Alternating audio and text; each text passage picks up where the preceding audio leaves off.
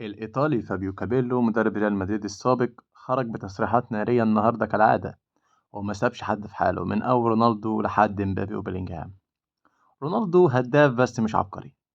كابيلو كان صريح جدا وقال إن كريستيانو رونالدو رغم إن عنده 41 سنة ولسه بيلعب، هو رياضي وهداف ملوش زي، لكنه بيفتقد للعبقرية الكروية. كابيلو شايف إن ميسي مارادونا والظاهرة رونالدو في حتة تانية خالص، وما يقدرش يحط كريستيانو في نفس الكفة معاهم من حيث الموهبة الفطرية. خناقة الممر الشرفي وسلطة أنشيلوتي.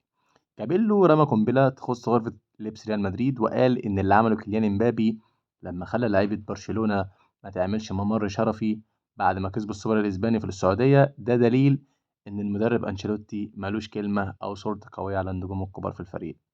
إيه اللي حصل؟ بلينجهام. وعن تراجع مستوى جود بلينجهام، كابيلو شايف إن بلينجهام جناحاته اتقصت. في الموسم الأول كان بيلعب بحرية، لكن دلوقتي حركته بقت مقيدة في الملعب، وده اللي خلى أداؤه يتراجع وما يبقاش بنفس التأثير بتاع السنة اللي فاتت.